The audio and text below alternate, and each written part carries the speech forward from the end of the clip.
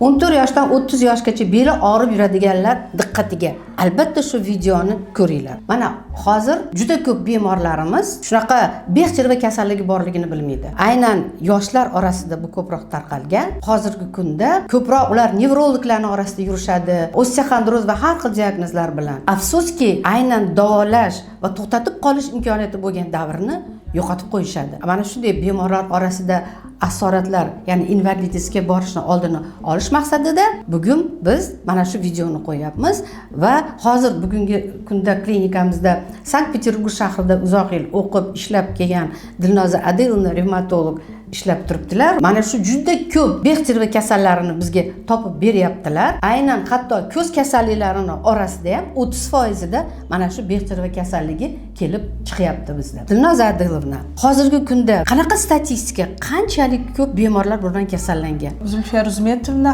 aytganingizdek, bu temamiz juda ham aktual tema deb hisoblayman va kasallik aynan ishga yaroqli bo'lgan, trudоспособный o'g'il bolalarni 18 yoshdan 30 yoshgacha yoshlarda ko'p uchraydi va bu bemorlarimiz nevrologda 4 yildan 9 yilgacha diagnozsiz uzoq payt yurib qolishadi. Va klinika doktora Maqsudova klinikamizda oftalmologlardan uvid, aynan ko'z yallig'lanish kasalliklarini doobsledovat qilib to'liq ko'rib chiqqanimizda bularning ham ichida 30% gacha HLA-B27 genga bog'liq ko'z yallig'lanish kasalligi mavjud. Va shu bilan birgalikda bu kasalligimiz faqat ko'zni yoki belni yallig'lanish prosessi bilan birga bo'lib va ichakning ham yallig'lanish prosessiga bog'liq bo'lishligi mumkin, ya'ni bolezen Krona. Birinchi marta O'zbekiston Respublikasida Toshkent shahrida aynan bizning klinikamizda shunga o'xshash bemorlar uchun, ya'ni bolezen Bexterev bilan kasallangan bemorlar uchun Bexterev kasalligini maktabi bizning klinikamizda birinchi marta ochildi. Bu darsliklarimiz bir oyda bir marta, har oyda bemorlar uchun tushunarli tilda informatsiya yetkazib olib boriladi. Ya'ni bemorlarga faqat bemorlar uchungina shu tilda informatsiya beriladi. Bu informatsiyalar nimalarga tegishli bo'ladi? Bolezen Bexterev bu surunkali uzoq payt mobaynida yallig'lanish prosessiga bog'liq kasallik bo'lganligi uchun 1 oy, 2 oy, 5 oy, 6 oyda bemorlarimiz davo topmaydi. Shuning uchun kasallik faqat uzoq payt mobayniga bog'langan lecheniya. Ya'ni bemorni qanday qilib o'z hayot tarzida o'zini olib borishligi, qaysi preparatlarni ichishligi va u preparatlarni fazalarga bo'lib o'rgatiladi. Ya'ni to'g'ri tanlash o'sha preparatlarni. Qaysi preparatni qanaqa tanlanadi, somatik boshqa holatlarga, ya'ni komorbidnost deb qo'yadi, boshqa holatlarga bog'liq bo'lgan hamma informatsiya bemordan olinib va aynan har bitta bemorga individual tarzda rekomendatsiyalar beriladi. Va buni natijasida buni natijasida bemorlarimiz hayot tarzini to'g'ri qilishni, qaysi preparatlarni qaysi paytda ichishlikni va shu bilan birgalikda eng kerakligisi bo'lgan bolezen Bexterevda surunkali yallig'lanish oqibatida poзвоночникni qiyshayib qolishligi, ya'ni pozoprosilnika deydi. Shu qiyshayib qolishligini oldini olish uchun специальный врач LFK lechebniy fizkultura, ya'ni Sitora Baratova bizda to'liq informatsiyani bemorlarga yetkazib beradi. Demak, bu narsani hammasi mana shu og'ir kasallik, ya'ni yoshlar orasida, aynan ishga yaroqli yoshlar orasidagi nogironlikni oldini olish uchun qilingan maktab.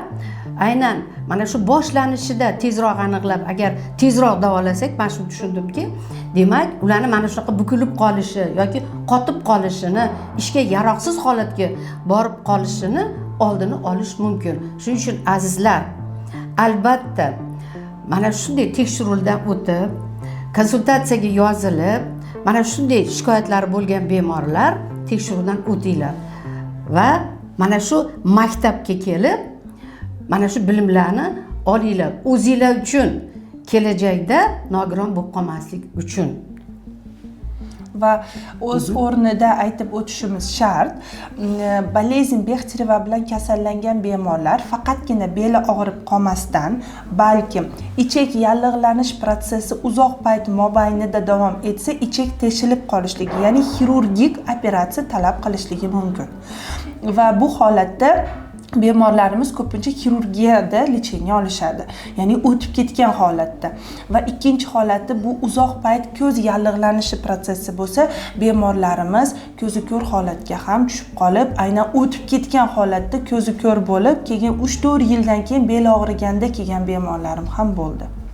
Lekin afsuski uzoq payt oftalmologlarda davolanib yurgan bemorlar, lekin hech kim ularni tekshirib, mana shunday kasallik, ya'ni shu sistemali kasalliklar borligini aniqlanmagan va to'g'ri davolanmagan.